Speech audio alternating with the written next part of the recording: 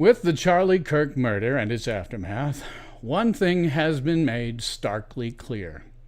The left in the United States has turned what was a culture war into a shooting war.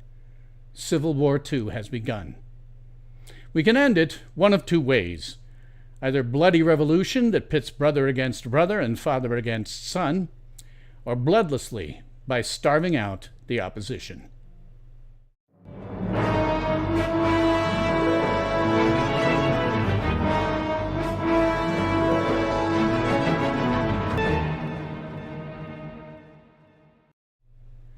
Welcome to the late Stardate, because it's always late somewhere in the world, and I'm your host, Bill Stone. Tonight we're going to discuss, or this afternoon if you happen to be in the United States, the political assassination of Charlie Kirk, the left's horrific response to it, how this represents an escalation to an outright civil war, and what we can do about it. However, as always, this stream is largely viewer-driven. I will watch my chat, and if you say something, well, I'm likely to respond to you. You can say anything you like. You can ask me questions. You can make comments. You can make nasty remarks. You can agree, disagree, or call me names. I don't kick anyone from chat unless you're overtly trolling. And I will not kick you for disagreeing with me. In fact, I encourage disagreement. I sometimes wish I got more disagreement than I usually do. So, with that out of the way, let's get started. Let me look. I've got one viewer. Hey, thanks. Nice to see you out there. I'm not going to start in on what is a lengthy bit of prepared material just yet, till I see maybe more than one viewer. So with that said, if you're my one viewer who is very familiar with me, or I'm sitting here waiting for more people to show up, just in terms of who I am and how I came to be, as they say in Batman circles, because I'm not the Batman. I am a computer scientist with 40 years experience, 2 degrees, and a lot of time messing with artificial intelligences, LLMs right now. You would not believe where we are in reality with respect to LLMs. That is going to be a real interesting thing real soon. It has the probability, in fact, to completely destroy all white and blue-collar jobs. We're about to enter a period of human history that has absolutely no anything similar in any of human history. We're probably going to see some sort of nasty crash. There is a way to thread this needle so that we do eventually end up with a post-scarcity society, but not before some people die. I have thought about how to make this work so that we wind up with a post-scarcity society instead of just a gigantic economic crash that results in a second dark age. The only way I can see it happening is, I think, the way that Elon Musk is doing it, which is, hey, I got 2 viewers. Elon Musk is, I think, setting up so that Starlink is connecting up Grok to the world, and he's gearing up to make Optimus robots, which are general-purpose robots that can basically do anything.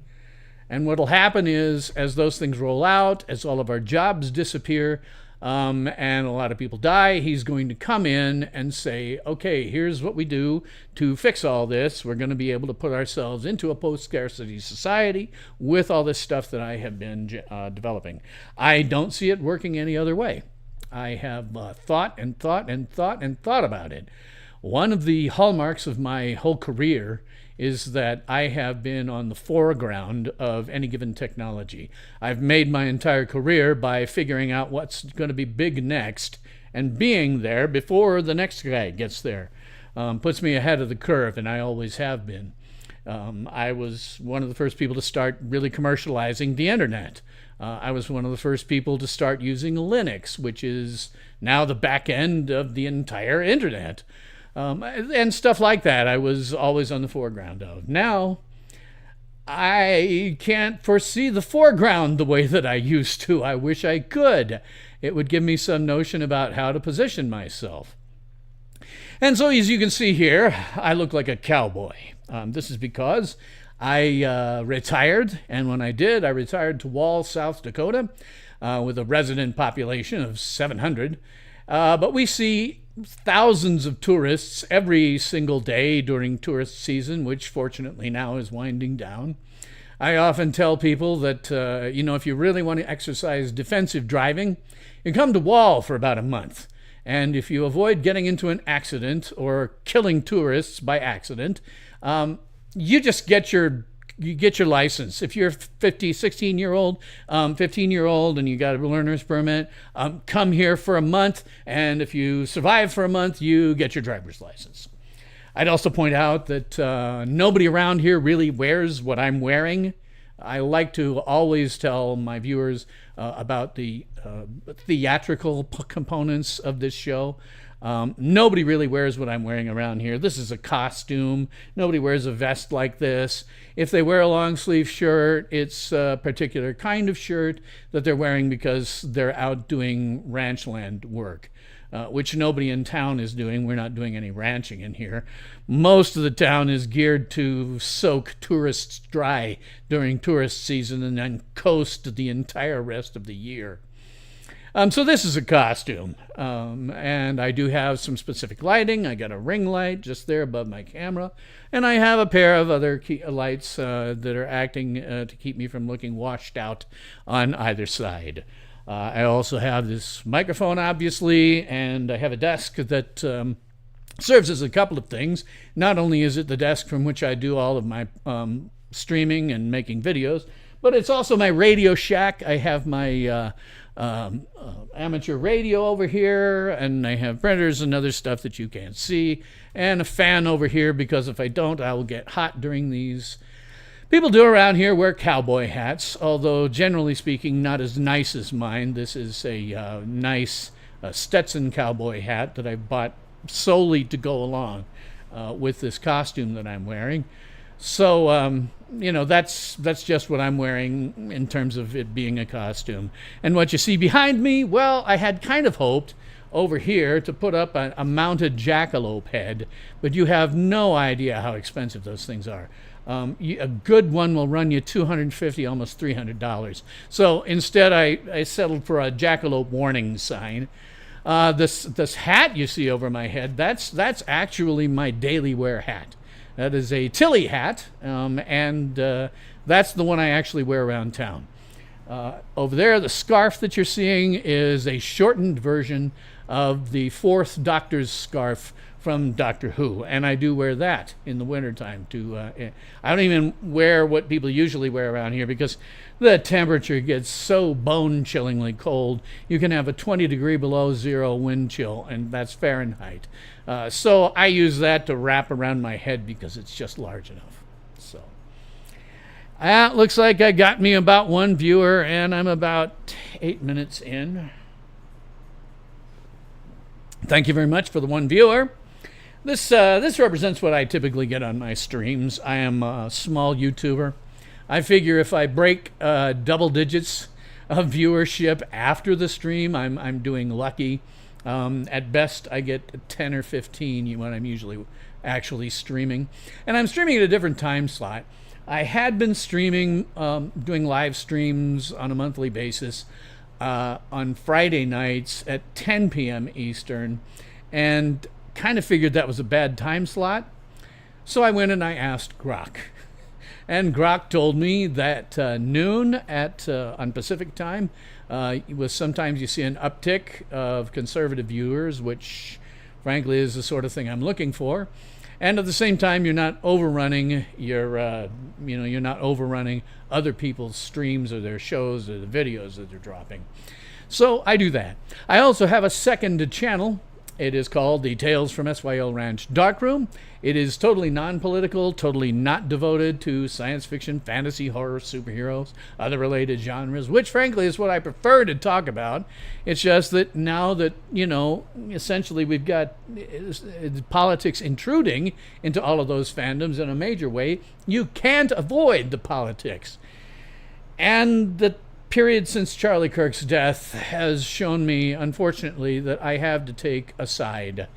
I'm a classical liberal and a constitutional originalist who used to call himself a libertarian, And I discovered in the last week or so that I have had to pick a side. And I decided to pick one that did not want me dead. And I will explain about how that came about in a bit.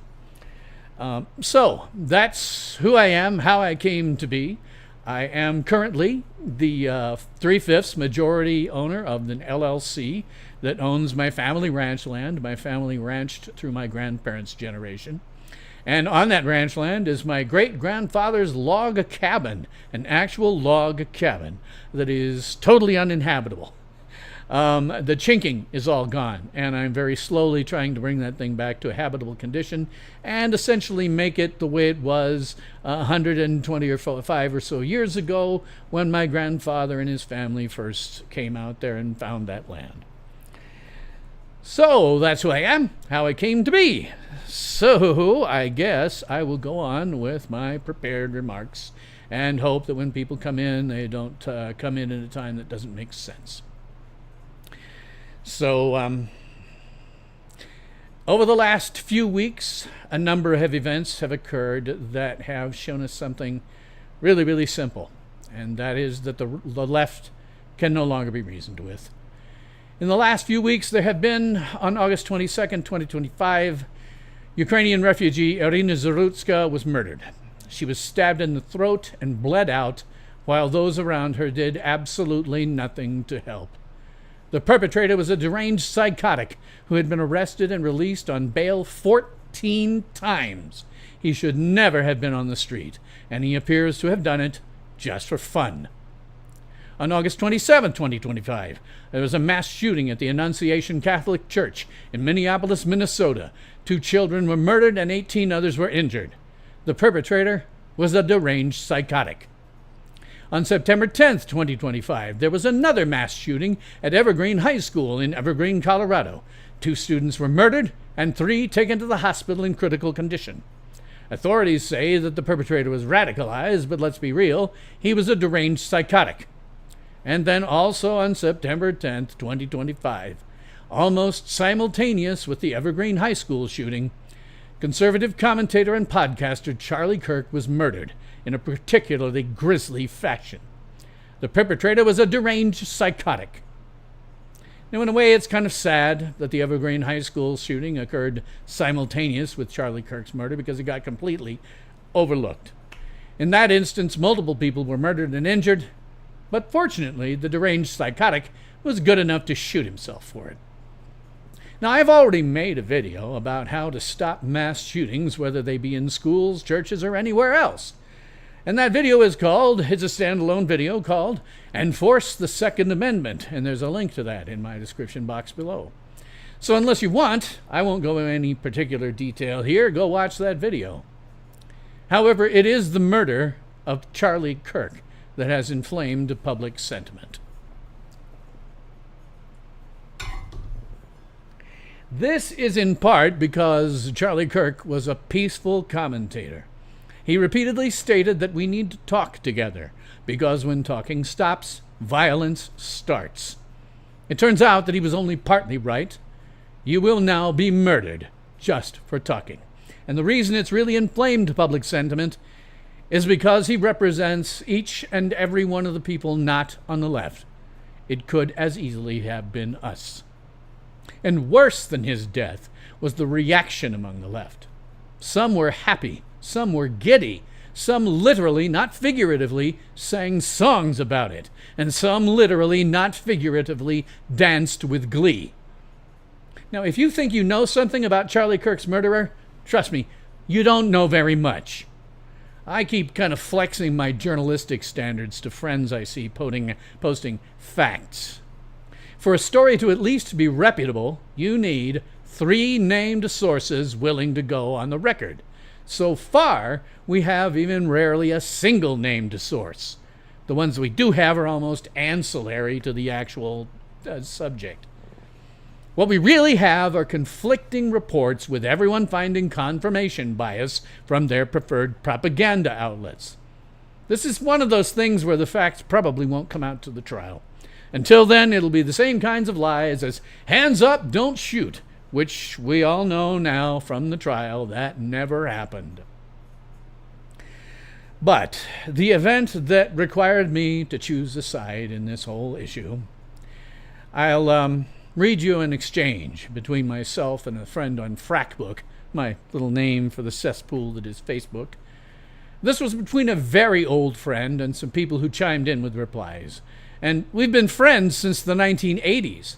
I credit him, in fact, with walking me back from the brink of self-termination on one event. I have his back unquestioningly, and I assume he knows that. If he ever needs or wants anything from me, he has it. We've had our disagreements over the years, but so far nothing so major that it actually broke that bond, and if it did, I would be heartbroken. But here's our exchange, and he said, Bill, there are vanishingly few circumstances where shooting someone is a solution to a problem. Ergo, I tend to lump most shooters into the crazy category. The thought process that shooting someone will make anything better is so demonstrably false that you have to be crazy to follow it through to action. This makes assigning political polarity to this shooter or that one a fraught process. Just because the Team Blue guy or that Team Red guy is that stupid or crazy doesn't really generalize out to the rest of Team Red or Team Blue. So my response to him was, I'm generally calling the various people I'm calling out deranged psychotics. However, I cannot ignore the widespread disappointment at Trump's failed assassinations, the widespread glee that one of his supporters was murdered during an assassination attempt, the widespread glee at Charlie Kirk's murder. All of this is due to 10 years of propaganda from the press and Democrat politicians that Trump is literal Hitler and his voters are Nazis. This notion has now infected 2 whole generations worldwide. If it's true that Trump is literal Hitler and that by voting for him I am a Nazi, then murdering Trump, his voters, me, and anyone on the right becomes justifiable. If someone had killed Hitler before he rose to power, 80 million people might not have died. So if you kill Trump, his voters, me, and anyone on the right, you are saving untold millions of lives. And I'm absolutely certain that this pushes the unbalanced towards murder. They get it in their heads that they're saving millions of lives. Now then someone else chimed in, not my friend, and said this.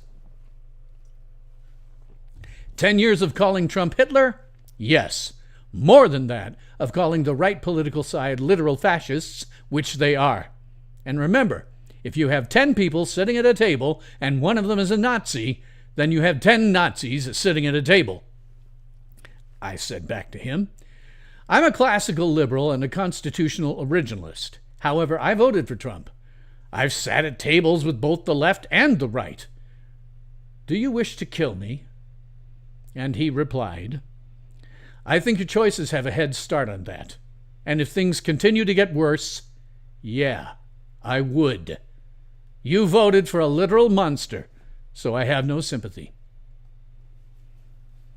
That exchange, combined with the fact that all of this seems totally widespread, said to me that I have to choose a side now. I can't just be a classical liberal and a constitutional originalist who's watching all this insanity and thinking it's terrible.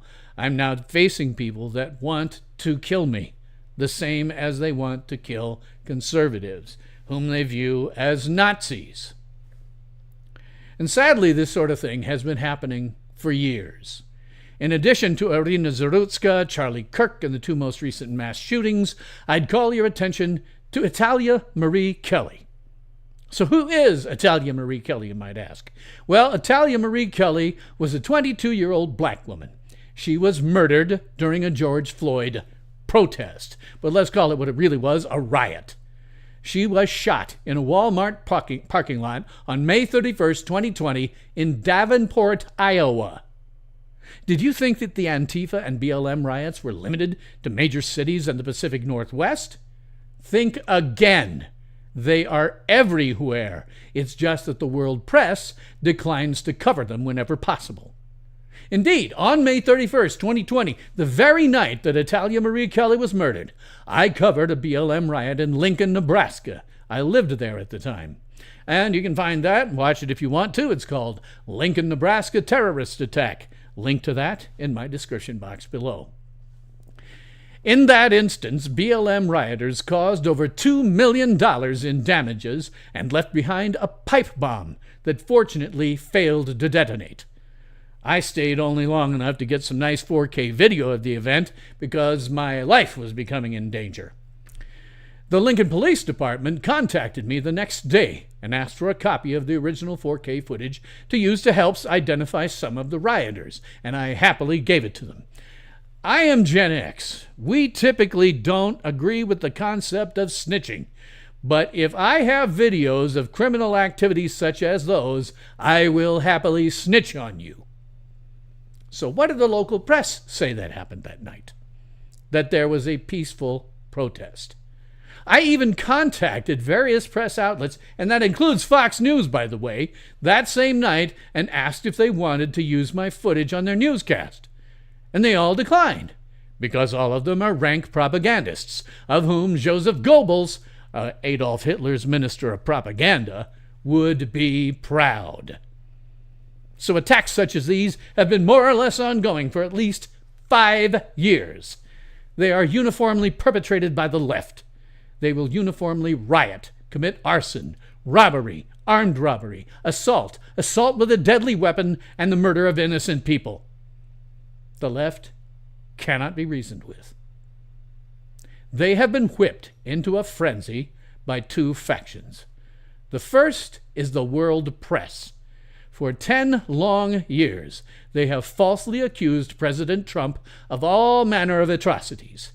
They have said that he is a threat to democracy. They have said that he is an authoritarian. They have said that he is a dictator. They have compared him to Adolf Hitler. They have compared his voters to nothing less than Nazis for 10 long years. The other faction that have whipped the left into a frenzy are Democrat politicians. For 10 long years, they have falsely accused President Trump of all manner of atrocities. They have said he is a threat to democracy. They have said that he is an authoritarian. They have said that he is a dictator. They have compared him to Adolf Hitler. They have called his voters Nazis. Does this sound familiar? They have told their voters that the right cannot be reasoned with. They invented cancel culture and deplatforming. They have encouraged their voters to attack the right, first with words and then physically. The result? After a decade of incessant propaganda and encouragement, the left have become violent murderers. They will not listen to any alternative viewpoint. Even if you show them precisely how they've been manipulated, they will not listen. Once you've been convinced that Trump is literal Hitler, that his voters, including myself, are all Nazis, that anyone on the right is a Nazi, then murder of any or all of them becomes justifiable. And this is why there is so much glee among the left that there have been assassination attempts on Trump, and sadness that they were unsuccessful.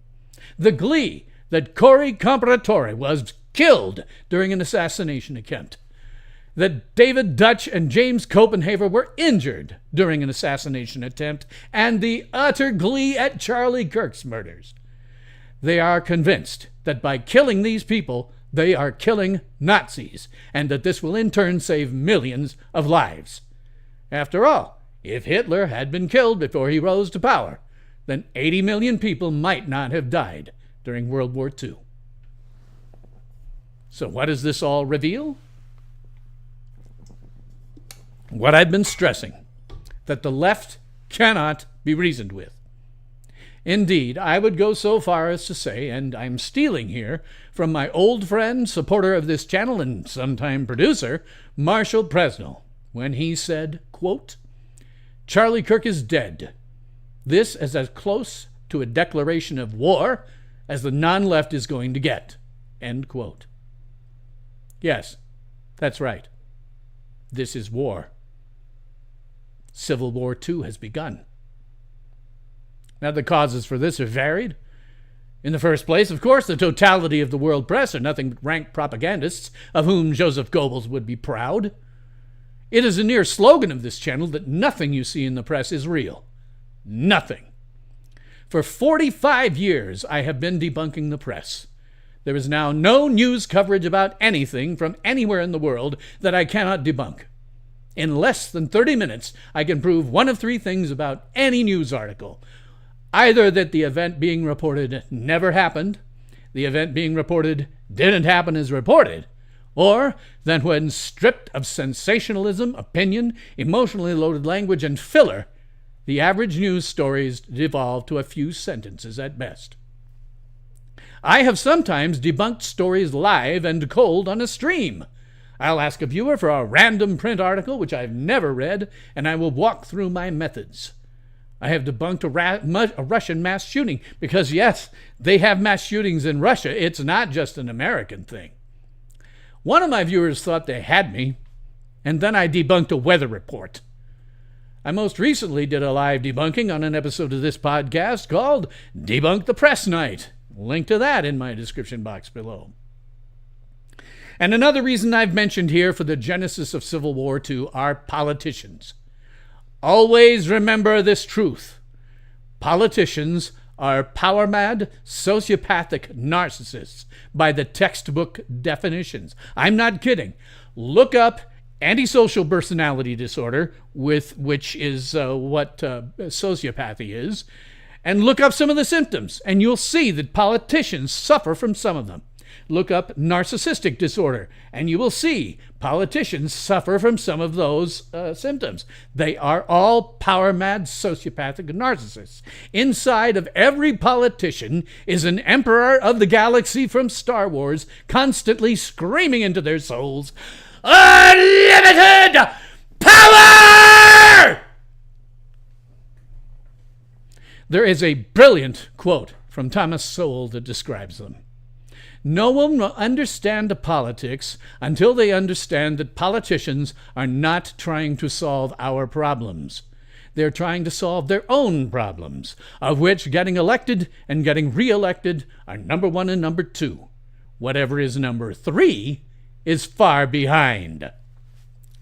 It matters not one whit if they are Democrat, Republican, Libertarian, like I tend to lean, or Independent. It matters not one whit if they are a president, congressperson, senator, or judge. It matters not one whit whom their staffs, yes-men, flunkies, and hangers-on happen to be. It matters not one whit if they are bureaucrats. It matters not one whit if they say something you like or dislike. The fact is, the deep state isn't deep. It's every single elected official. They're yes-men, flunkies, hangers-on, and bureaucrats. No politician is your friend or ally. They are all power-mad, sociopathic, and narcissists from the textbook definitions.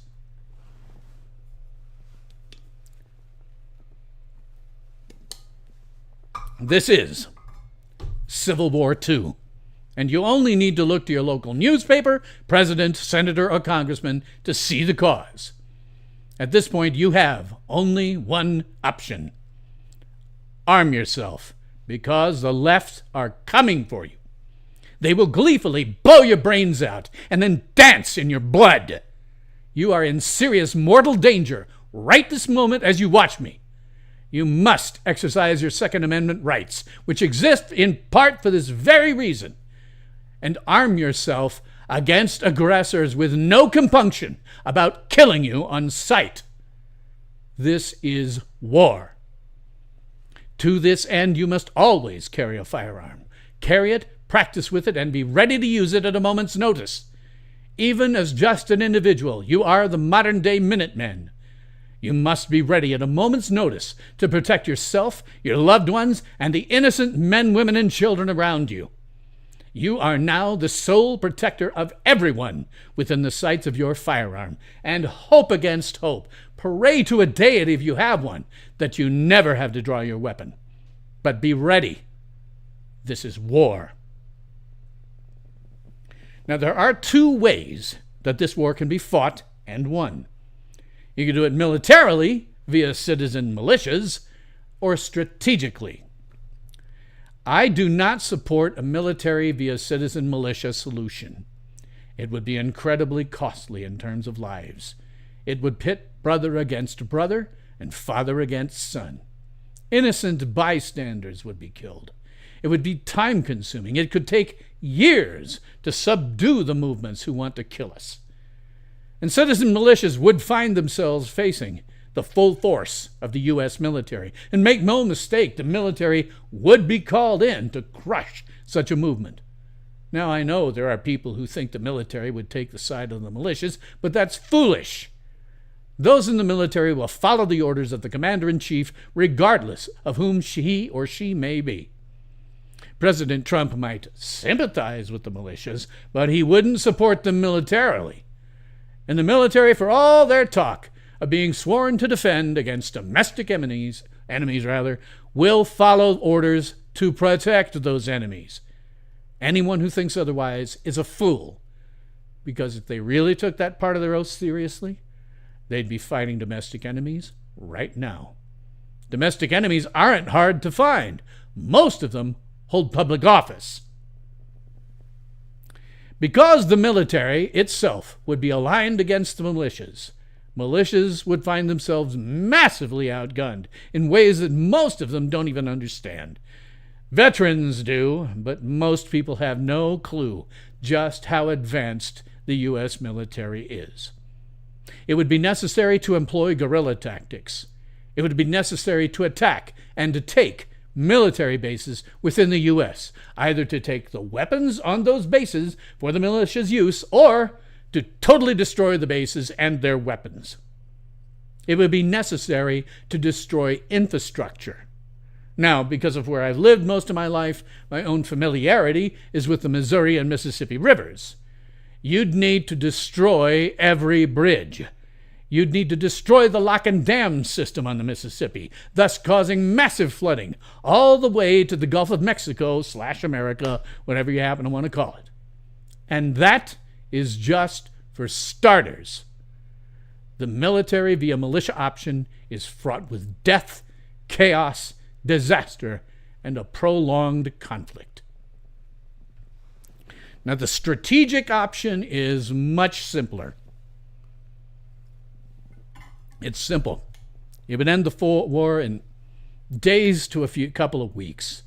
The loss of life would be minimal, and the loss of life would be limited to almost exclusively the leftists who wish us dead. The strategic option is this. If you saw my thumbnail, starve out leftist strongholds.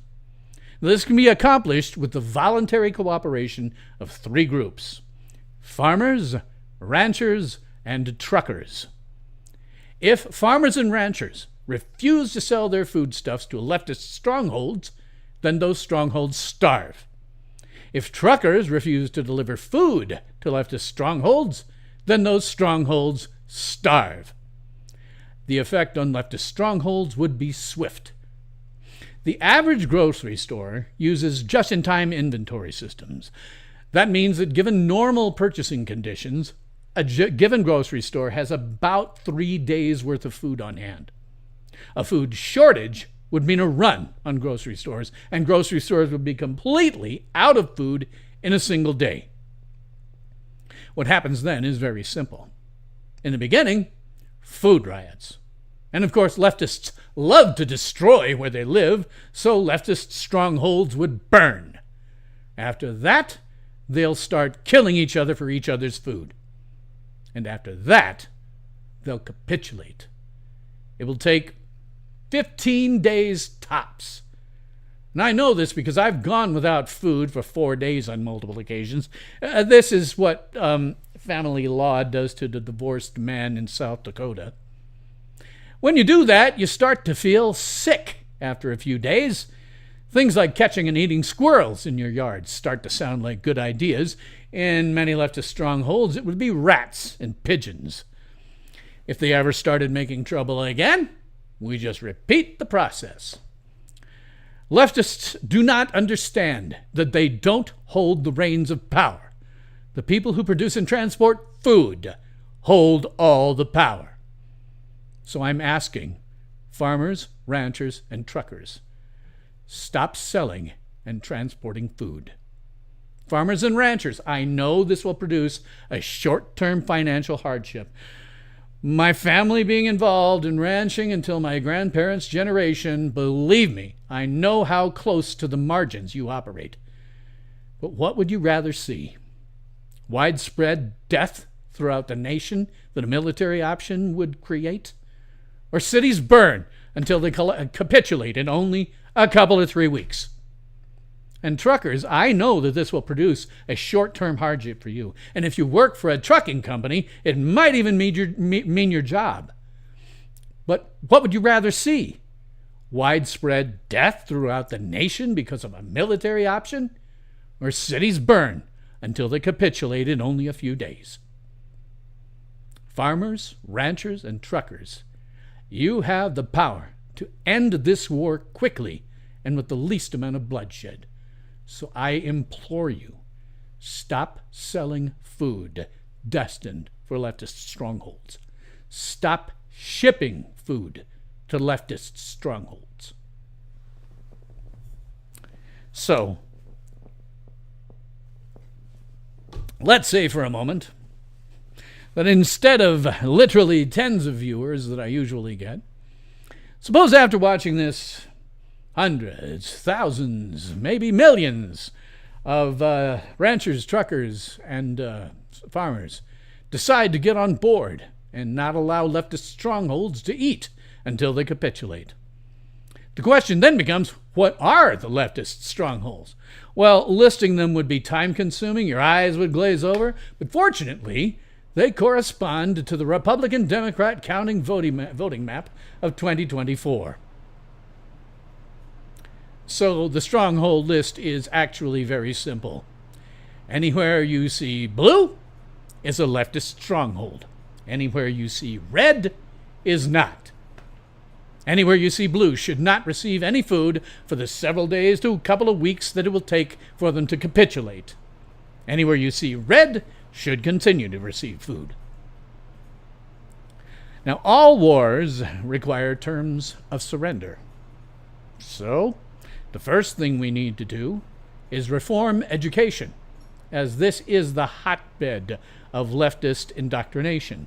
Modern education does not educate, it indoctrinates. And I'll let you in on a little thing that I ran into, I guess 15 years ago now. For a while, I taught computer science at the college level and discovered that they were graduating students from high school who could neither read nor write nor perform the most basic math. They were not functionally illiterate. They were actually outright illiterate. This is best exemplified by a student who wanted me some help tutoring. And of course, okay, great, we tutor. So I sat down with the student and I asked, where have you gotten lost? And she pulled out everything. It was week 11 of a 12-week course and she had not done week 1's work. So I said, okay, I mean, you know there's no point. There's absolutely no way that this person is going to pass the course. It's not going to happen. So I said, all right, well, you're still under an obligation to try to help. So I said, okay, I get the first lesson out, and I said, okay, well, turn to the page here that's listed. I don't remember. Turn to page 205. She's like, what? I'm like, well, turn to this page. And she didn't know what to do, so I flipped to that page, and she said, how did you know what page to turn to? In 12 years of compulsory education, this girl had not once opened a book because she was not aware that books have page numbers. There was another student who was legendary at that school. He tried to argue with his PhD level math instructor that division by zero was possible. He got into a giant shouting match, stormed out of the classroom, went to administration, and immediately tried to file a grievance against the professor because on the basis of anti-Semitism. Well, fortunately for him, it turned out that the instructor himself was Jewish. But that's the sort of thing you see.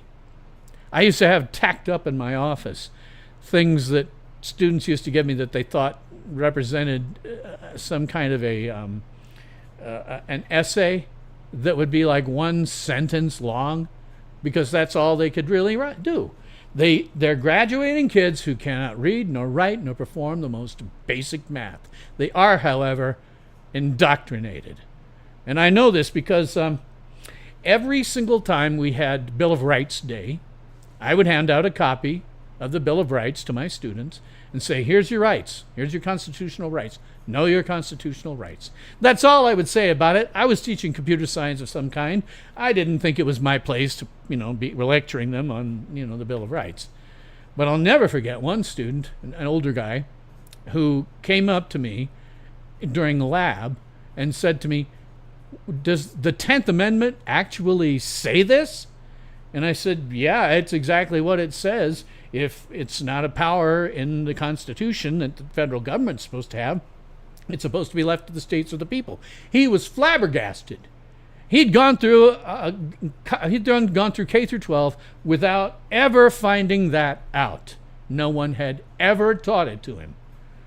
What they are teaching is that communism and socialism are good, despite the fact that anywhere they've been tried, they always fail and kill millions of people in the process. Modern education does not educate, it indoctrinates. So in the K through 12 realm, when we get to our terms of surrender, we must see the immediate resignation of any and all school administrators and their staffs statewide in states with leftist strongholds. This includes, but is not limited to, heads of school districts, principals, and any individuals associated with policy. We must also see the immediate resignation of all school board members, statewide in states with leftist strongholds. We must see the immediate resignation of all teachers, statewide in states with leftist strongholds. None of the resigned individuals may ever be rehired for any position in education. They are all permanently barred from education forever. We must also see the immediate publication of all existing curriculi, and then the immediate end of all existing curriculi. We must see the immediate disbandment of all teachers' unions. This includes state as well as local unions. Now, we don't have just a problem with K through 12.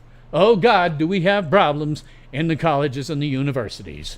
So we're going to have to see a bunch of resignations there. For example, the immediate resignation of all college officers and their staffs statewide in states with leftist strongholds. This includes, but is not limited to, university chancellors, presidents, vice presidents, and the entire table of organization of officers and staffs. We must see the immediate resignation of all administrators and their staffs statewide in states with leftist strongholds. This includes, but is not limited to, deans, associate or assistant deans, department heads, vice department heads, assistant or associate department heads. We must see the immediate resignation of all boards of regent members and their staffs statewide in states with leftist strongholds. We keep going down the road. We see the immediate resignation of all professors and their staffs statewide in states with leftist strongholds.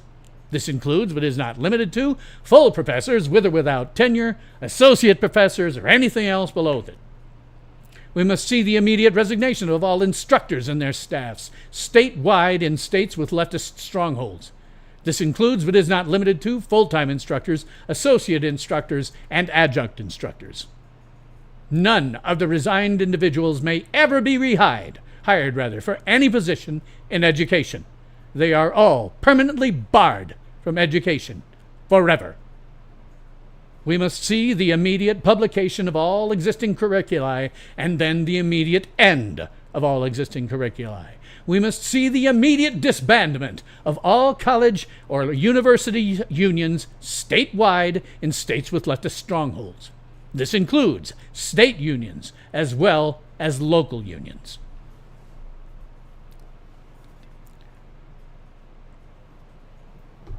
So as you can see, we must 100% gut all education and replace them. Now here's one where I'm going to talk about something that people currently in college, millennials and Gen Z, you're very, very sensitive to, and I totally understand.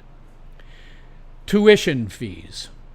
They are exorbitantly high due to an incestuous relationship between the federal government and educational institutions. At present, all student loans are guaranteed by the federal government.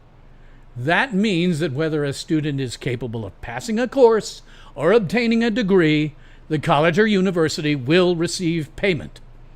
It also places students into horrific, sometimes lifelong debt, and student loans cannot be defaulted upon.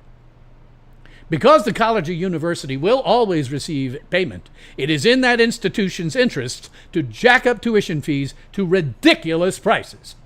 And this, once again, it harms the student, placing them into horrific, sometimes lifelong debt, and student loans cannot be defaulted upon. To eliminate this problem, colleges and universities must no longer accept money from student loans. If the federal government were to stop guaranteeing student loans, then colleges and universities may once again accept them. But the federal government not guaranteeing the loan would mean that the financial institutions would only give loans to students who could pass a course of study and then repay the loan in a reasonable amount of time. Because without the federal guarantee, a student loan could then be defaulted on. However, until such time as the federal government stops guaranteeing student loans, colleges and universities must no longer accept them. Instead, they must accept only money that a student has saved for education or their parents have given them. This means that tuition fees must be lowered to what a student can reasonably pay during a given quarter or semester based on having a part-time job. If the student cannot personally pay such massively lowered tuition fees, then the student must work full-time for a while until they've saved the necessary funds for tuition. For most students, the burden will be small, as long as they're willing to work part-time and full-time in the summer. And this will reduce the student body at colleges and universities. Many students will never have the funds to pay for college, and this will lead to the elimination of frivolous majors and degree programs, of which there are so many, and reduce and require colleges to focus almost exclusively on STEM fields, which is what they should have been doing all along. This will also lead to a resurgence of trade schools, which is where people in frivolous majors and degree programs should have been in the first place. Now, STEM and trade schools are extremely difficult to indoctrinate due to the very nature of their instruction. So that is, assuming that after we gut education and the people of that state are dumb enough to repopulate from the ground up with leftist indoctrinators, they're not going to be able to do it at those institutions. Now, it's not just education that's impacted here. We must also reform government. And that's where things get really messy. As part of the terms of surrender, we must see the immediate resignation of all governors in states with leftist strongholds, regardless of party. This includes, but is not limited to, state governments and their staffs, regardless of party, state lieutenant or assistant governors and their staffs, regardless of party. We must see the immediate resignation of all state legislators in states with leftist strongholds, regardless of party. This means, but is not limited to, all members of State House of Representatives and their staffs, regardless of party. All members of state senates and their staffs, regardless of party. And in the case of Nebraska, and I mentioned that because I grew up in Nebraska, Lincoln, Nebraska, I spent the last 5 years of my mother's life there as her primary caregiver as she deteriorated from Alzheimer's and dementia. We must see the resignation of all members of the unicameral, which is what they have, and their staffs, regardless of party. We must see the division of the unicameral by reopening the Nebraska State Senate and then having elections for 2 senators per district. We must have the renaming of the unicameral to the State House of Representatives. and the election of state representatives apportioned to a population. I mentioned Nebraska in particular because it long ago shuttered the state Senate in favor of a single unicameral. If you go to the Capitol building, they have a Senate, but it's just a museum piece now. But since they shuttered the state Senate, Nebraska's population has changed dramatically, such the cities of Omaha and Lincoln now control all state policy, which means the majority of the geographical state is underrepresented. The redivision of the unicameral into a House of Representatives and a Senate is necessary to correct this imbalance. And we still got more to go. We must see the immediate resignation of all state judges in states with leftist strongholds, regardless of party. This includes, but is not limited to, Supreme Court judges, appellate court judges, and lower court judges. We must see the immediate resignation of all mayors and in the towns and cities of the targeted counties. This includes, but is not limited to, mayors, assistant mayors, city administrators, and assistant administrators. We must see the immediate resignation of all city council persons in the towns and cities of the targeted counties. This includes, but is not limited to, council persons, aldermen, and alderpersons. None of the resigned individuals may ever be re-elected or rehired for any position in government. They are all banned from government forever. We must see the immediate disbandment of all unions for state and local employees in states with leftist strongholds. And this includes state unions as well as local unions. Now, as you can see, the terms of surrender are vast, and the implications... Oops, sorry, I was on the wrong thing. The terms of surrender are vast, and the implications are huge. It means a total restructuring of both government and education. It will require elections for all public officials and appointments or elections of new judges. The intent here is to completely clear out all vestiges of government and education that are involved with the brainwashing of students or the advocation of violence at the state level. It will hit some good politicians in largely red states with a few blue counties. But unfortunately, this is necessary because those politicians are still elected by blue counties. And in point of fact, the blue counties generally represent places of large cities. How the people restructure is up to the will of the people, as is guaranteed in the U.S. Constitution's 10th Amendment and affirmed by most state constitutions.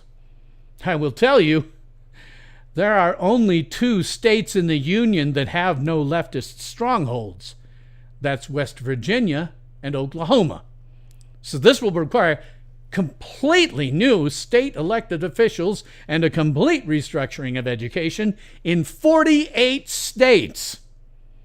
This is obviously a massive and fundamental change, but it needs to happen, because without it, we will face a brainwashed, hostile, murderous left who see Charlie Kirk's murder as the signal to continue rioting, looting, committing robbery, armed robbery, assault with a deadly weapon, the murder of innocents, and political assassinations. That is the end of my prepared remarks on this topic. Now I see I still only have one viewer. I've had maybe 2 or 3. So much for Grok being right about when a better time slot is. This is fewer than I was seeing when I when I was doing it on Friday nights. However, if you, my one viewer, have anything to say or add about what I've been talking about, please feel free. Again, it seems to me that at this point, when we have had war declared on us, and I have had an individual tell me outright that they would kill me for having voted for Trump, I had to pick a side. I'm really not a Republican. I'm not someone who is MAGA. I don't consider the MAGA movement particularly harmful. I think it's a natural reaction to feeling like, appropriately so, that your own will is being subverted. I don't have any beef with them or anything like that. I just don't consider myself one of them. I voted Libertarian from 1995, or 94 rather. The last time I voted for Republicans were in 94 in the midterms.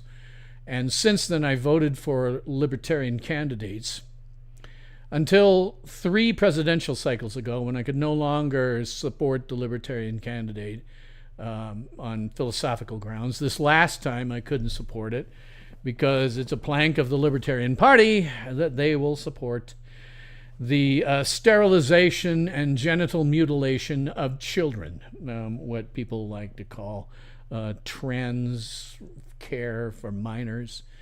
That is so ridiculous and so over the top. You know, if you're an adult and you want to do that to yourself, well, I'd encourage you to seek psychological help first.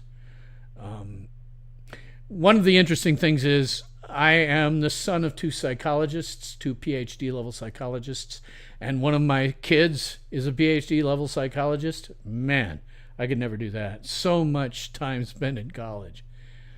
But what that does give to me is an inside look at what that looks like. I can talk the language. I'm what you might consider an informed layman.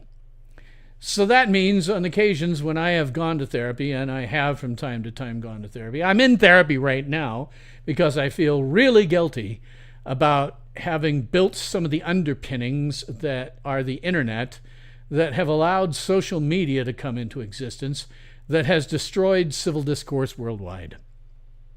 And when I talk to my therapists, I can speak the language to some extent.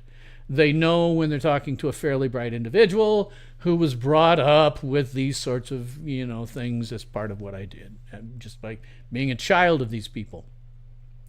When I do, my therapists universally tell me that their trans patients have deep, serious psychological problems, and that their approach always is to try to treat the psychological problems first and then swing around to whether they think they still need to sterilize or mutilate themselves afterwards.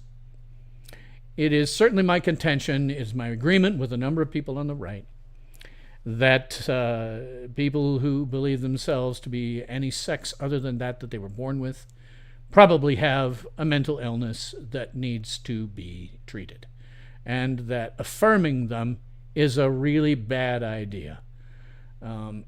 I'm also of the opinion that there really is only 2 sexes and there are no genders.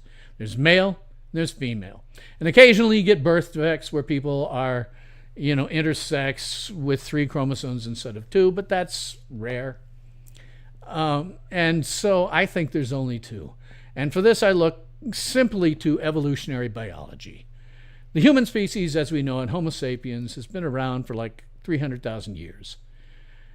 The species could not have evolved if there were multiple genders. It simply couldn't have.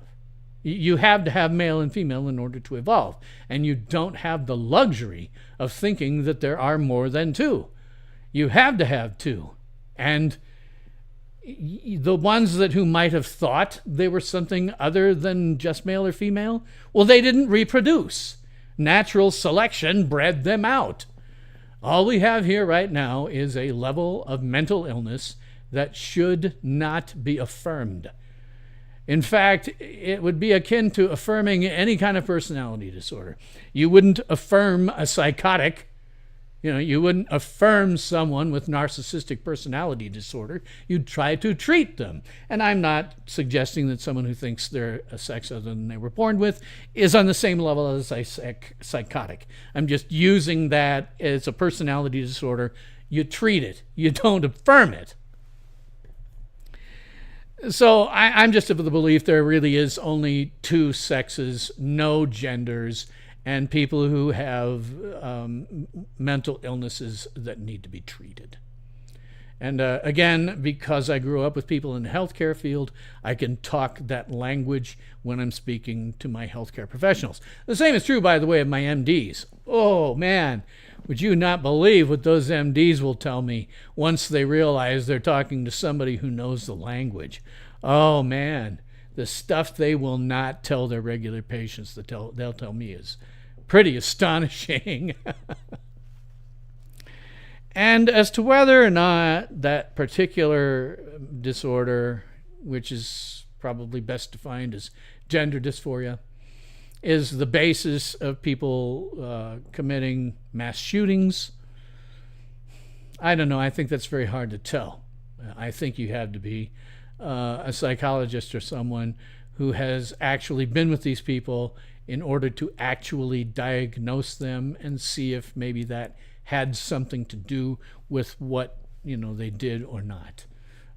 I don't think that anyone, particularly even myself, an informed layman, can look and say, yeah, that's definitely the problem. I also don't think that you can look and say it's psychiatric medications that are the problem. Yes, there are a lot of people on psychiatric medications, but one of the things you discover, my mother worked for the state mental hospital in Lincoln, Nebraska. When I was young, my father worked at the security wing, which, by the way, is where they get people who had gotten an insanity plea for what they'd done. And in Nebraska, that's different, by the way. You don't just get the insanity plea sent to a mental institution, and when they think you're cured, you get out. You go there. If they think you're cured, then they put you in prison for a term. So it's not just they were incompetent. It was, yeah, they were incompetent, but they still get to pay for their crime. So my dad used to work at one of these institutions, and he worked in the security wing and had stories. He never named names, and I only found out later that when my parents might be talking about this, just as talk over dinner or something like that, they would always change the sex of the person they were talking to. So talking about, and they never name names. So if they're talking about somebody with a disorder, they might say she when it's a he, and he when it's a she, and so forth. But man, my dad had stories like you would not believe from that security wing. The worst one ever. I mean, when I turned 12 years old, he got extremely paranoid about, I guess on YouTube I have to say P3 files, because 12-year-old boys are like their major target. And he got really, really, really paranoid about that. I was not allowed to go much of anywhere where some of those people might be, like to movies or something like that, without having other people around me, sometimes with having a parent with me, because he knew that that was the target, and I shouldn't be exposed to that if at all humanly possible. Much more paranoid than Gen X parents were, generally speaking, about their children going to places like that. And he also told stories. One of the worst ones I ever heard was about a patient who had gone not quite Hannibal Lecter, but had torn the face off of his arresting officer. So he was involved in that, and my mom was generally involved. At least the ones I knew about were the adolescent care. And when I first started, my mom would drive us there to drop off my dad from occasion, because having 2 cars in the early 1970s was a little bit unusual. So she would drive him to work, drop him off. Once in a while, I would actually be able to accompany him into the building where there was a giant steel door that was, only openable from the security desk on the other side. And I never got in any farther than that. But there were a fair number of people who were patients there, involuntarily committed. Fair number of people. Same thing with the adolescent ward. There were a fair number of people. By the time my mom passed away, which was years after my dad, but by the time my mom passed away, The number of people in her wing was exceptionally small. Very few people were actually there, committed either involuntarily or many times had gone voluntarily. Very few people. And my mother always said that this was because our psychiatric medications had gotten so good and were so targeted that it kept people from who might otherwise, suffer from some sort of severe problem from being institutionalized because of that problem. So when people talk about people being on all these psychiatric meds, well, there may be something to the notion that what's going on, that so many more people need to be on psychiatric meds, but the ones who are on psychiatric meds may be on them for perfectly valid reasons. I mean, for decades, due to the abusive nature of my relationship with my now ex-wife, I suffered from a severe anxiety disorder that no medication ever helped. We tried everything. For years I suffered from this. And then I got with a psychiatrist who was old enough to know that there was some medications that had off-label uses, which just means that they're not for what the medication is explicitly designed for, but essentially it's a side effect that helps. And he got me gabapentin. I went and got the gabapentin filled, took a pill, and for the first time in 20 years, my anxiety actually went away. I felt normal for the first time in 20 years. So I'm on that psychiatric medication, and it's incredibly useful. It also classifies as an SSRI, because going along with that was treatment-resistant depression. And, SSRIs will help with that. So for me, I mean, you're dealing with a rather specialized circumstance, but I need those meds. If I go off of them, oh man, nasty things happen. But having, been the son of two psychologists, I know what happens if people on psychiatric meds go off of them. What'll usually happen is somebody will be taking them and they'll start to say, hey, I feel fine. I don't need these meds anymore. And then they take them and everything that was a problem with them come back. So when we talk about all the people who are on psychiatric meds, it may be that what's happening is, as my mother said, these meds are so good now compared to the 1970s when my dad was in that wing, that we're now starting to see fewer and fewer people in those mental hospitals because the medication is so good and so targeted that they're able to keep them out. So when they look and say, oh, it's people who are on lots of psychiatric meds that are causing the problem, well, maybe it's that they went off their meds. Because as I say, that's common. People are dumb enough to do that. They start feeling good and they say, okay, I don't need this med anymore. And what problem they have comes back. So maybe it's the fact that they go off the meds. I don't know. It's something where you have to have someone, a professional psychiatrist or psychologist, actually going to treat them to find out what is the genesis of this. But one thing I'm certain of, and I mentioned it in my prepared remarks, one thing I'm certain of is that when you spend 10 whole years propagandizing that President Trump is literal Hitler and his voters are literal Nazis, some of these people who are unbalanced and lean that direction are going to be inspired to go and do what they do, become mass shooters and murder people with whom they disagree rather than having a peaceful conversation.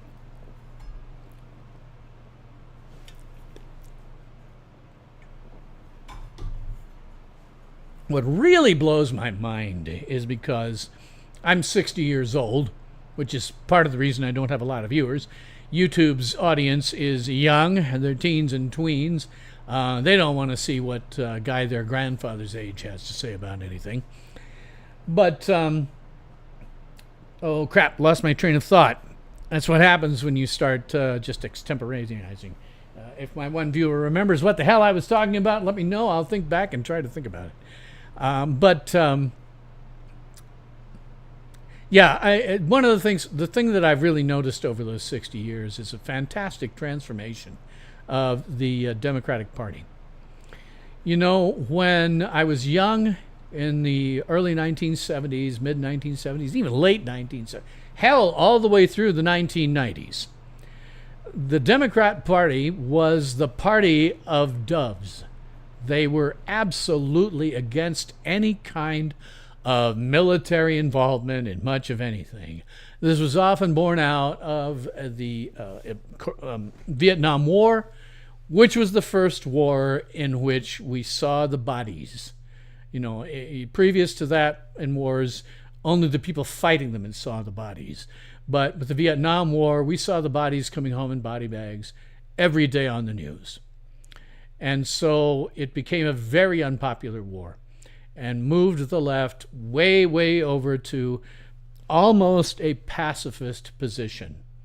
You know, they would be, when it came time to deal with the Soviet Union and the proliferation of nuclear weapons and the ongoing threat, that's something that today's generation doesn't understand. You think you cornered the market on having difficult things to deal with, but for since I was born until the late 1990s, I lived under constant threat of death by nuclear fire until the Cold War finally ended.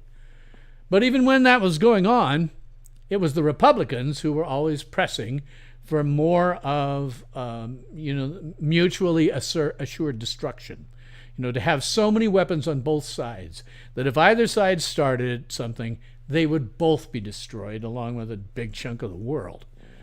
But the left was always against unilateral disarmament on our side because they were so anti-war and so anti-conflict.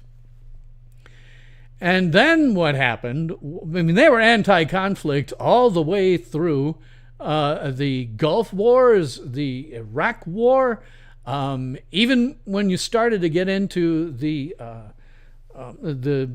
Afghanistan War. They were still very anti-war. It was only when President Trump became president that they flipped. They completely flipped. And now they're the hawks and the Republicans are the doves. I don't get it. It's amazing how it flipped. I guess that it's just a reaction to Trump. One of the fascinating things about Trump is if he says he's in favor of something, the Democrats instantly go on the opposite side. I've often thought it would be fun if for a month or so President Trump said, I'm totally in favor of complete victim disarmament, which is the correct term for gun control. I'm in favor of total confiscation. I want in the next 5 years, and by the end of my term, I want to have confiscated every single gun, which is what the left wants. I'd love to see what they did then. I mean, would they agree with the president because they hate his guts and they won't agree with anything? Or would they suddenly become the party of the Second Amendment? Which would then be fun because after a month or so of trolling them, Trump could just say, haha, I'm trolling you. I'm totally in favor of constitutional carry everywhere. And you guys just fell into the trap. I don't know what they do. It might be fun to see. But again, the left has completely flipped from when I was born. Flipped from being almost pacifist to absolute warmongering. I don't get it, but it happened. The same thing with free speech. I will never forget an episode of All in the Family. And if you're not familiar, All in the Family was about a sitcom about basically a guy who was an extreme reactionary on the right. He was basically not only just a reactionary, he was a bigot, absolute bigot in some cases. And then his daughter and his daughter's son, played by Rob Reiner, which, by the way, is why people on social media still refer to him sometimes as Meathead, because that was Archie Bunker, the racist right-wing guy's nickname for him. I will never forget an episode that stuck with me that, where somebody quoted, and I'm not sure who said it first, but one of the people on the left quoted to Archie Bunker, who he didn't agree with at all. He said, I disagree with what you have to say, but I will fight to the death for your right to say it. That has completely flipped. Now we are at the brink of, we are on a civil war because the left has decided that if you don't agree with them, they will kill you. They will murder you in grisly fashion. And one of the reasons that Charlie Kirk's murder resonated so much was not just that it was a peaceful man who had said over and over, we have to keep talking because when talking stops, violence starts. Not only was it that, about him, and he was constantly misquoted or things taken out of context in terms of what he said, but it resonates with the rest of us because if it can happen to him, it can happen to us. And as I said in my beginning of my prepared remarks, I had that conversation on Frackbook with a friend of mine where a Frackbook friend of his jumped in and told me outright when I asked. He said, yes, he'd kill me for voting for President Trump. It's just widespread. They're brainwashed. It's just that simple. They've been brainwashed by 10 years of propaganda from both the press and the government. And that's why when I laid out what the terms of surrender for, starving out leftist strongholds would be, I said, okay, we got to get rid of basically everybody in government. In the state level, get rid of them all. Because they are doing a lot of the brainwashing. Now, I don't think that we should touch the press. What's called the traditional media, and I dislike using the word media, by the way, because that encompasses things beyond the press. I like to say just the press. The press are, absolutely nothing but propagandists, just outright propagandists. But they have freedom of speech, and I don't think they should be touched. The traditional press is in the process of dying anyway. One of the things I always look at is I lived in Chicagoland, suburbs mostly, for 10 years. And we subscribe to, I believe, the Chicago Sun-Times, show up every morning on the doorstep. And in general, a daily Chicago Sun-Times newspaper would be this thick, and on the Sundays, it would be this thick. Today, the Chicago Sun-Times is maybe this thick. Very, very, very thin. And that's because they're dying. And if you look at the stories they cover, you'll notice that most of the stories aren't written by local reporters. They are just reprinting AP and Reuters and other news sources. They aren't writing their own papers. This is true of where I grew up in Lincoln, Nebraska. The daily paper used to be about this thick. Today, it's tiny. It's tiny, tiny, tiny. And when I looked at it, when I read it from time to time, because my mother always subscribed to it. And as I mentioned before, for the last 5 years of her life, I was my mom's primary caregiver as she deteriorated from Alzheimer's and dementia. And so she always subscribed to it because she's, a boomer. And she always subscribed to it. And so I'd read it from time to time. And all I would ever see would be letters to the editor that were written by locals. And then stories that were almost universally just API and, Reuters and other news sources such as that, not things written by their own reporters. Those are dying. And so are television news. They're dying for two reasons. One is that broadcast TV has been in the process of dying for some time. It's being replaced with, to some extent, cable, but even that is now dying. People here on YouTube who do news programs and are commentators now get more views consistently on any given video or any given live stream, except for me, of course. They get more views and more people watching on live streams than any of the traditional news sources get. The cable news network, MSNBC, for God's sake, they're just dying. They're in the process of dying.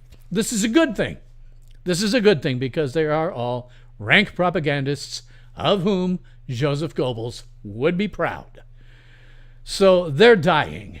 and I don't think we have to worry about them much longer. They are the last vestiges of a press that does nothing but propagandize to the left. They're leftist to propagandize, and they are last vestiges of it. The problem, however, as I mentioned, I have been debunking the press for 45 years, is that the new media, the ones that are on YouTube and other platforms, are really no better.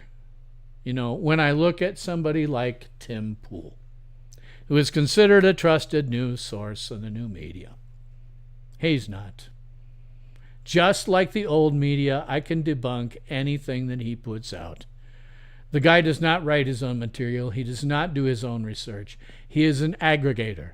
He uses services that rate news sources as to how reliable they are.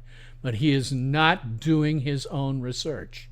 If he did, he would be utilizing my methods to discover that the news sources he uses are no more reliable than any of the others.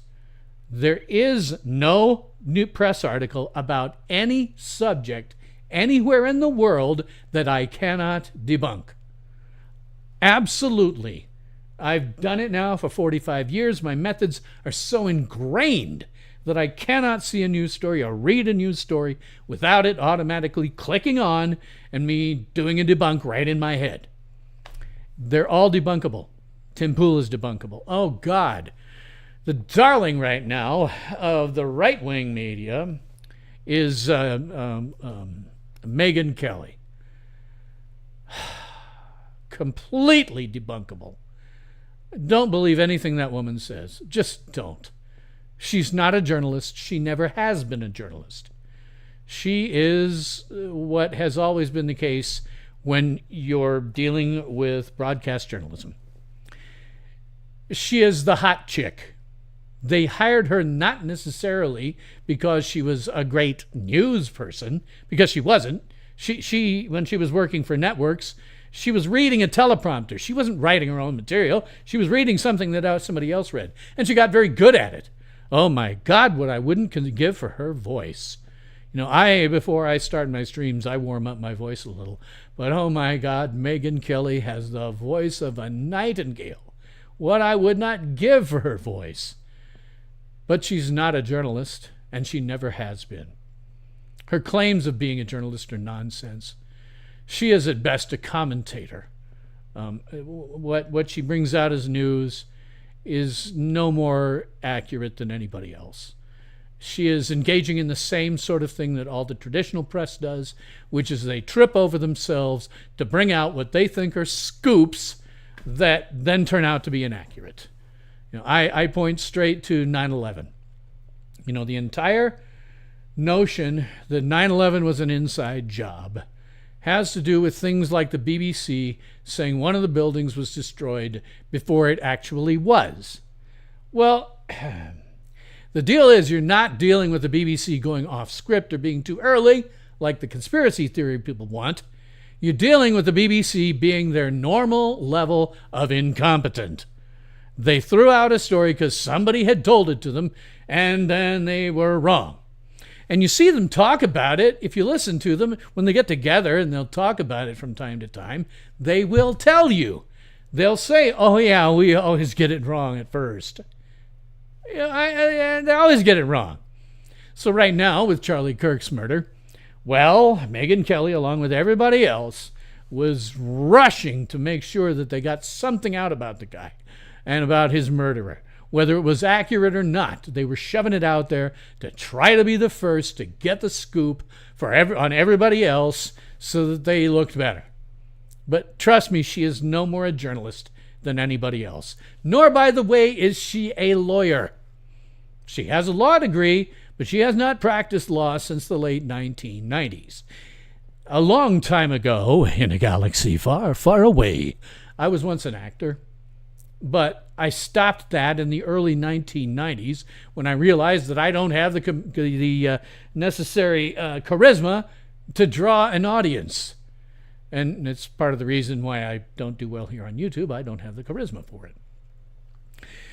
But if I today called myself an actor, That would be wrong. The best I can do is I have some theatrical aspects of what I do here, but I'm not acting. I'm saying my own words. When I read from my impromptu teleprompter, as I did for my prepared remarks, those are all remarks that I personally wrote. And I ran through them a few times just to make sure they would come trippingly across the tongue, as Shakespeare said. But they're my words. And when I'm doing something like I am now, I'm just, ad-libbing as I go along. But these are my words. When Megyn Kelly does it, I don't even know that she writes her own words.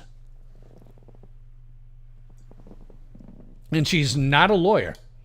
She may be able to look at certain things from a legal perspective, but you can't call yourself a lawyer if you haven't been practicing law for like 30 years. I can't call myself an actor because I haven't been acting since 1990. That's when I stopped. I can't call myself an actor just because I happen to work at some dinner theaters and summer stock theaters. I mean, as those things go, as the average actor goes, because, you may not know the names of like 50 or so really popular actors. But for everyone there are 1,000 that will never do anything but wait tables. So the fact that I ever got work at all and could say that I made money from my craft, which is what they like to say in those circles, I was actually doing pretty well. It's just that I moved to Chicago to see if I could find some other work in theaters there, and discovered very quickly that I lacked the necessary charisma. When you see people that are really, really famous, these are guys or women that you want to look at just by virtue of who they are. You want to be looking at them. When you look at somebody like Scarlett Johansson, right? She's a beautiful woman, don't get me wrong, but she's also oozing with charisma. Whether she was beautiful or not, no matter how hot she is from when she was a small child, you wanted to look at her. When you go on auditions for roles for anything in the professional world, it is really a competition between who do you want to look at most. When you get a role, it's because the directors or the casting directors said, that's somebody I really want to look at. That is a lot of charisma. Or maybe you're working with another actor or actress in like a rom-com or something like that, and you have to have romantic chemistry together, and you do your auditions, you go, aha, that's one that they really have great chemistry together. That's the one I want. And I never had that, and it became terrifyingly obvious, which is why I then switched and went into computer science, field that I was much more suited to and far, far more successful at. So I can't call myself an actor. She can't call herself a lawyer. Megyn Kelly can't really call herself a journalist. She never was, and she certainly isn't now. She's a commentator. She's a right-wing commentator. The reason that she can get away with what she's doing, oh, man. I might as well get into it. I wasn't necessarily going to get into it, but I'll go ahead and get into it for the people on the right who might be watching me. Megyn Kelly is not very authentic. Megyn Kelly started her career as a hot chick who could successfully read what was going in front of her on her teleprompter. That's why she was hired.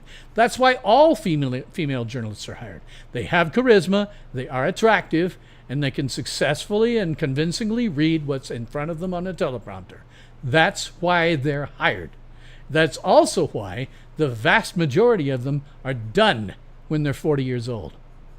There are very, very, very few female journalists over the age of 40, or anchors, really.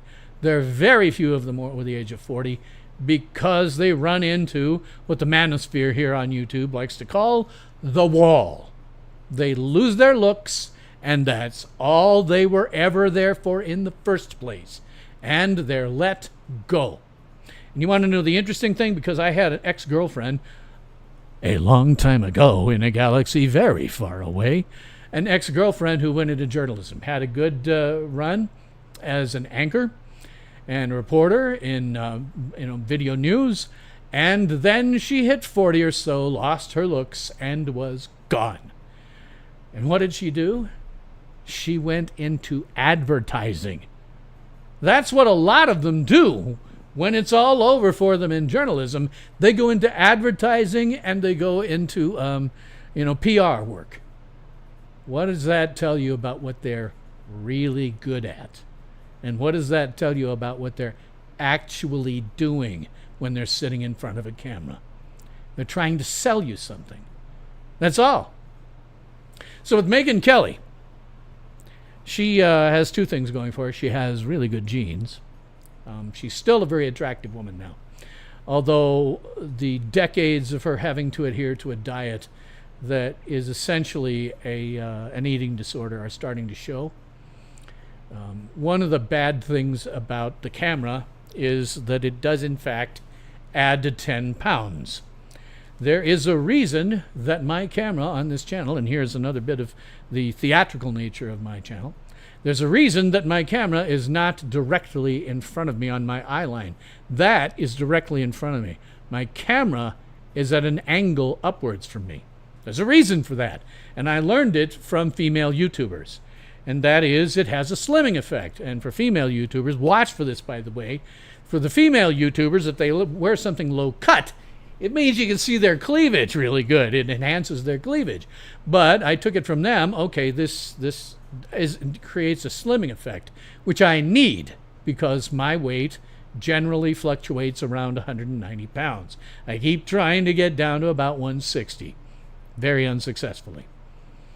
So I need this slimming effect because they say, and this is an accurate statement, the camera adds 10 pounds. And so for female broadcasters, and actresses for that matter, they are essentially on diets that amount to eating disorders. They can't eat very much. I had this rammed home one time, a long time ago in a galaxy far, far away, when I was still acting. In 1983, or 84, late 83, I guess, the film Terms of Endearment was being shot on location in Lincoln, Nebraska, where I was at the time. And they had Deborah Winger, who you may not know her today. At the time, she was a passable movie star, an attractive woman. They had her come, and she gave there was a press conference with a reception afterwards. And a friend of mine and I decided we would forge press credentials so that it looked like we were some small-time unknown university or college or something out in the western part of Nebraska that nobody would have ever heard of. So we forged press credentials to get in. And so I saw her for the press conference, and then at the reception afterwards, I went up to her and I shook her hand and I said, "It's nice to meet you, Ms. Winger. I've really enjoyed your work." And when I shook her hand, I had to really work hard to not recoil and not show some level of disgust in my face. Because here was a woman who looked perfectly beautiful on screen, but because the camera adds 10 pounds, in real life, she was skin and bones. Absolutely unhealthy. But that's what actresses that you see on screen actually have to do. They have to do such diets that they are really impersonal. They skin and bones. And that's starting to become more obvious, actually, as time goes on. I've been noticing it because I'm a fan of Superman, and I've watched some of the Superman series and movies, and the Lois Lanes they're getting now are very, very thin. And in real life, I can't even imagine what that would be like. So hovering as I do around 190, I need the slimming effect. And the chair I've got also adds to that. When I sit like this, which I do quite a lot, that will add to the slimming effect. And I need it because at 190 and the camera adding 10 pounds, I look 200 pounds or over. And it looks, not only am I overweight in real life, but it looks like I'm almost obese in reality when you're watching me. So Megyn Kelly, she's been on that kind of diet since forever. It's something that is second nature to her now. I doubt she even recognizes that she is starting to look skeletal, which is just age. And I don't hold that against anybody. She has been able to keep herself in front of the camera successfully now about 13 years after she would have ordinarily been dumped. And that's in part just because of genetics. She remains a very attractive woman. At this point, I think she's classified either as a MILF or probably even a GILF. I don't know. It depends how old you are. For me, she's still younger than me. But she's kept in front of the public eye because she's not that authentic. And let me explain to you how come I know this. There was that one debate, the Republican presidential candidate debate, I think it's 2016, where she moderated. And she said some stuff to Trump that set him off. And then for the next couple of years, he went off about how she was unprofessional, she was bad, she was this, she was that, she was awful. And then all of the conservatives followed suit. She was bad, she was this, she was awful. This is a professional wrestling thing. She had heat with the President of the United States. Because of the heat she had with him, that kept her in front of the camera. It was a professional wrestling thing. She had heat with him. Then it turned out that that heat was starting to sputter out, and she was in danger of no longer being in front of the camera. So she switched. She did what we call, in wrestling terms, a heel turn, a face turn, rather. In wrestling, particularly old school wrestling, a baby face is somebody who is a good guy in the wrestling ring, and a heel is somebody who's the bad guy in the wrestling ring. She had heat with the president and was a heel. And then she realized that there was a giant audience to be had if she made a face turn. And so she became a baby face, started agreeing with Trump, and he started saying how wonderful she was. And then the right started going, how wonderful she is, following suit. This is all just an act. It's her keeping in front of the camera for that much longer. And it has worked remarkably well. But she is doing what they called in old school professional wrestling kayfabing. The kayfabing is what they called it back when they pretended that the characters were real and that the match outcomes weren't predetermined. The kind of pro wrestling that I grew up with when I was young. And they would call it kayfabe because they didn't call it acting. Kayfabe was just an internal word that only they knew about. But they would kayfabe, and they would kayfabe for the marks. And the marks were the people in their audience who thought that you could actually go 45 minutes pounding on each other without somebody getting the snot beat out of them and being laid out and going to the freaking hospital. So that she's kayfabing. She's absolutely kayfabing. Now, she also knows that at 53, her time in front of the camera is coming to an end, which is why half of her presence is now in audio-only formats, audio podcasts and Sirius XM. And as I say, that woman has the voice of a nightingale. I would kill for her voice. I would love to have that voice. People would listen to me, and they would. I would listen to that woman read out the phone book. She has such a wonderful voice, and she's making sure that she keeps that, because when you go to audio-only formats, voice matters. It's the only thing that matters is how you sound. So she's made some very, very good career decisions, some of which kept her in front of the camera longer than ordinary, and which will now transition her into audio-only formats. But believe me, she is not particularly authentic. She is kayfabing. She is kayfabing to the right, you, her marks. Don't be caught up in it. She's not a journalist. Think of it this way, too. That woman posed in her underwear for what was it, GQ magazine, I think, in the early 2000s. She posed in her underwear for GQ magazine. I defy you to find any serious journalist who ever posed for a nudie mag. Seriously. Are there any? Is there a single one?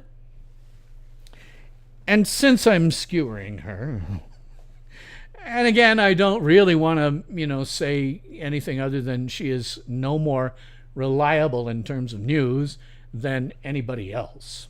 But it's a little story most people don't know. There was, I think, in 2012 or somewhere around there was a presidential candidate debate in Sioux City, Iowa. And I happen to be living in North Sioux City, Iowa, which is right across the Big Sioux River from Sioux City. It's part of the metro area. She was working for, I think, Fox at the time. And so she was on a remote. She was at Sioux City.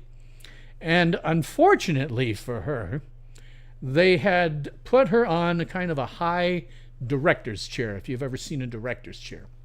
But it was high. It was off the floor far enough that her feet did not reach it.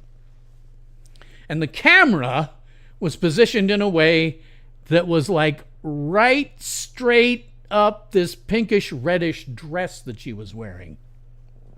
So every time she shifted her position or crossed or uncrossed her legs, it was like watching Basic Instinct. She was not wearing panties that day. There are pictures of it out there still. Every single person in Sioux City was watching her, because how many times does a person like Megyn Kelly come to Sioux City? Well, that would be like once. So everybody was watching her. Everybody saw it. And we all were talking about it and laughing, around the coffee pot the next day. I get it, actually, I get it. A lot of times they don't. It creates lines in their dress, and so they just don't. But again, when it comes to serious journalists, you have to ask yourself, how many of them actually go around without panties? So Megyn Kelly isn't a journalist. She is probably just kayfabing, and you are the marks. Keep in mind that I can debunk her just as much as I can debunk anybody else. I can debunk Tim Pool. I can debunk her.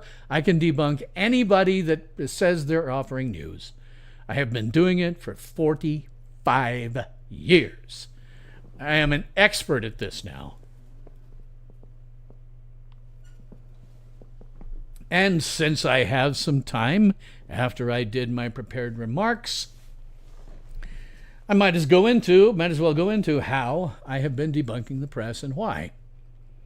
When I was 15 years old, I was interviewed by the Lincoln Journal-Star, the local newspaper, on a totally fluff human interest piece about notable teens. I was 15 at the time. And I wasn't particularly notable, but, they had to fill the paper with something. So they interviewed me. And afterwards, I had said a quote. I had made a quote from the movie Fame, because I was in theater at that time. I was intending to be an actor. And I was in theater at the time, and I said, acting is better than sex, it's better than drugs, which is just a quote from the movie Fame. Afterwards, she decided that was not a quote that should be heard by a 15-year-old in the late 1970s. I guess it would have been 1980. And so she substituted a quote. She made one up out of whole cloth. I never said it. So that told me right there that the press doesn't always tell the truth. Then a few years later, that time that Terms of Endearment was shot partially on location in Lincoln, Nebraska, and they had Jeff Daniels was one of the people there. He was really fun. Jeff, because he was totally unknown at that point. Terms of Endearment was kind of his breakout role. But, Jack Nicholson was there for a while. Shirley MacLaine was there for a while. And so I went to that press conference I mentioned. And, what had happened was they had driven her from the airport, that she'd gotten in a limo, driven from the airport the distance to the hotel where they were holding the press conference, ushered her out onto a dais, And that was it. That was all she'd ever seen of Lincoln, Nebraska, which at that time was a city of about 100,000. And so, they asked her a lot of questions, most of which were pretty softball. And then somebody asked, Ms. Winger, what are you planning to do in Lincoln here when you're not shooting? Well, she's from Los Angeles, right? A gigantic city compared to a city of 100,000. I mean, they have suburbs that size there, right? So she said, truthfully, she gave a truthful answer. She said, I don't know. Is there anything to do? Oh, God. She made a huge mistake and paid for it for years. The press used that one opening, and each of them across the state, because they had members of the press from entirely across the state, video and print, they used that one opening that she said, is there anything to do? And used it to say that she had insulted Lincoln and by extension the entire state of Nebraska. And then at the reception afterwards, where I met her and shook her hand, had to keep myself from recoiling and looking disgusted because she was so skinny. You could tell she had a little to drink. She had definitely had a little to drink. Not much. She was just kind of loose. She didn't do or say anything that a fully sober person wouldn't have done, but you could tell she was a little loose. But between the fact that she said, is there anything to do, and being just a little tipsy at that reception, they manufactured stories about how she was a drunken slut and had hit on every single man present. Well, I was there for the entirety of the thing. I observed the whole thing. Nothing about that story was true. It was 100% made up. And the entire Nebraska press, dozens of print outlets, and half a dozen to at least video outlets, all individually, they did not get together and decide on that story. Each of them individually took it and ran with it. A complete lie and falsehood. After that, I started developing my methods for debunking the press. I've been doing it ever since, 45 years. And I've now gotten to the point, I've debunked everything. I have even had hit pieces done on me because I approached the press in the wrong way. And now I know how to manipulate them. See, the press, a reporter is always sent out, whether it's print or video. Their producer or their editor says to them, I want you to write this story from this perspective. Back when I was younger, we used to call it an angle. What's your angle? How are you going to approach this? What perspective are you going to write?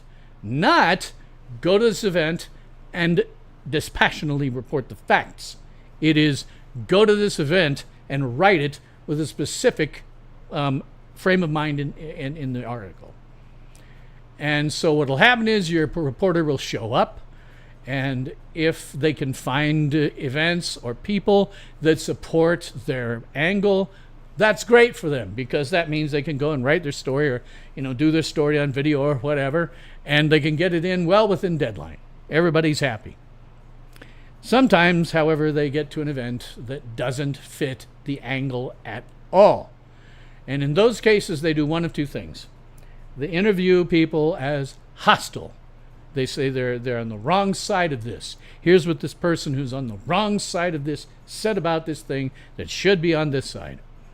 Or they just make things up. The most memorable one of these I ever had was with the Chicago Sun-Times when I lived in a suburb. And we were involved in what amounts to a people versus city hall kind of a story. And the reporter's angle was the people's side. They wanted to get the people's side. By then I knew how to manipulate them. And it's real simple.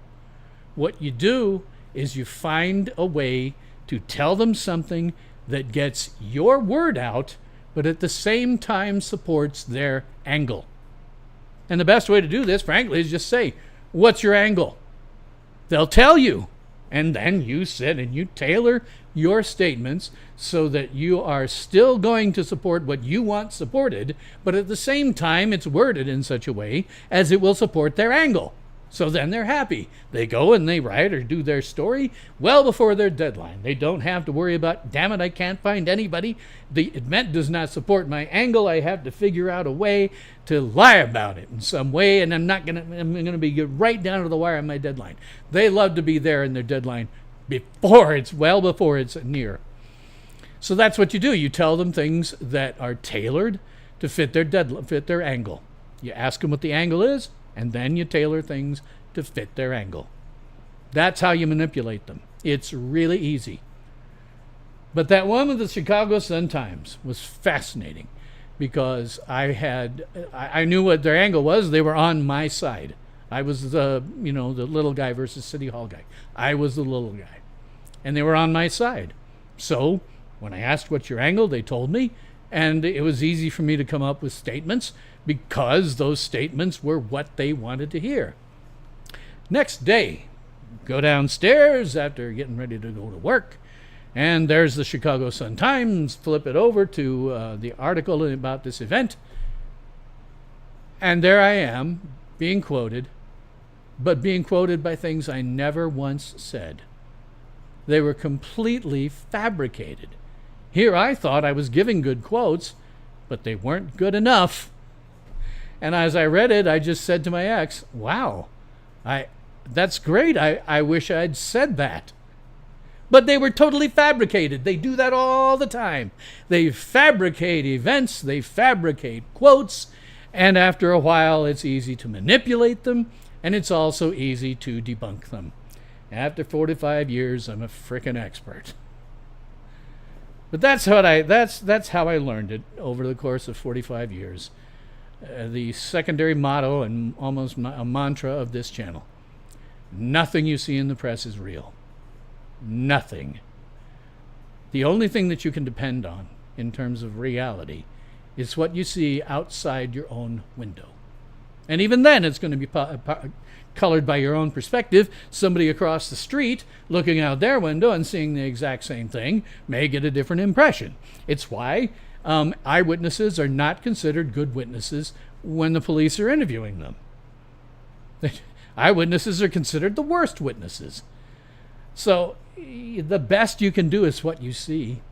And I guarantee you that nothing that you ever hear about, foreign affairs is right. Oh, God, do they lie about that stuff like crazy? Nothing about that is accurate. When you hear about things happening in Ukraine or Gaza or in Israel, nobody's getting that right. No matter which side you're on, you're just hearing propaganda. And I partially know this because my oldest friend in the world, we've known each other since high school, happens also to be one of the most well-traveled individuals in human history. I mean, Captain Cook has nothing on this guy. He has been all over the place. He's been to every continent except Antarctica, and he's kind of working on that. He has been to countries that I would never have thought to go to. The ones he doesn't go to are basically the ones that are kind of dangerous, that are war-stricken, that sort of thing. But he's been everywhere, and he does not go to the tourist parts. When he went to India, for example, he does not go to the big cities and their tourist parts. He goes out to the extremely poverty-stricken ones because he wants to see what life is really like for the majority of the people, not the ones who are just in the nice cities. So he's seen more than I can possibly imagine. So when I actually want to know what's going on for real in a certain part of the world, I call him because he's actually seen it. He has a much better idea. And here in Wall, there's at the Wall Saloon and Grill. I sometimes go there for lunch, and there is a Ukrainian waitress who works there. And she will talk with you about what's going on in Ukraine. She is a Ukrainian refugee. Her mother told her, because they live in cave, her mother said, "Get out. Run right now." And so she left and is on the phone or a video conference with her mother about on a daily basis. But because it's Kiev, she has no idea whether her mother's going to be alive the next time she tries to get a hold of her. But she'll sit and talk to you about Ukraine. There ain't nothing going on there like you think. Nothing at all. The press is 100% wrong about everything. And what they really don't get is the history of the region, which is part of what fuels the Ukrainian attitude towards that war. They feel like they built a chunk of Russia that was taken away from them, and now they want to take more. It's fascinating to listen to her talk and get an idea of what life is like from a Ukrainian perspective, from someone who's not only been on the ground, but whose mother is still on the ground and might be dead the next day. So I love talking to her. I love talking to her a lot. And again, if I really want to know what something is like overseas or anywhere else in the world, I talk to that friend of mine who has been everywhere. Some places are really, really bad for him to go. He went to South Africa once. Oh, man. What he told me about being white in South Africa would just about curl your toes. Most of the time, most of the places, they're just absolutely perfect with him. They're perfectly fine. He does tell me about some of the weird things that his wife was asked to do when they were in Japan. You think that hentai is really one of Japan's oddest things to come out? It isn't. It's not one of the oddest things to come out at all.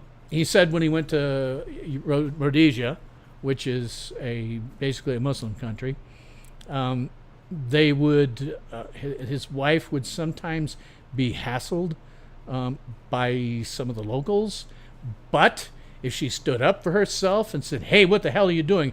Don't you dare touch my ass. What are you up to, you stupid jerk?" they would back right off, and they would never have any problem with anybody ever again.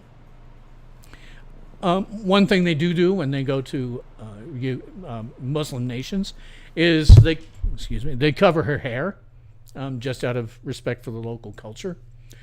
But he says most of the time, they don't run into any hassles. They've been to many Muslim countries, and the wars that we hear about are nothing like what they really are. Reality is, nothing you see in the press is real. Nothing. So I guess it's been about 2 hours on this stream. I don't have a lot of feedback or anything in my chat, so I'm going to go ahead and go on out. So I guess that's all the time that we have for this episode of the Late Stardate. I would love to keep the conversation going, so please do like, sub, hit the notification bell, share me on social media, and tell all of your friends, family, neighbors, pets, and livestock to do the same. If you'd like to follow me on X, well, you can't. For unspecified reasons, X has suspended my account. I've asked for a manual review, but frankly, I don't really hold out much hope at this point. That, frankly, might be a good thing right now.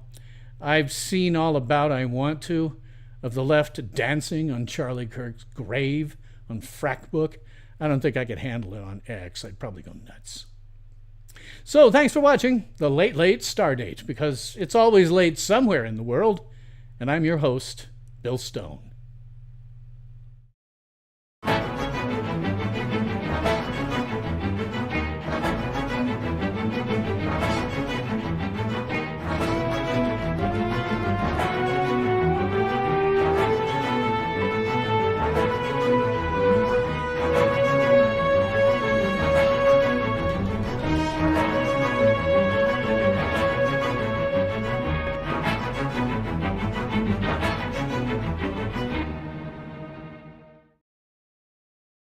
Ultimate power in this world has always been one simple thing: the control and manipulation of minds.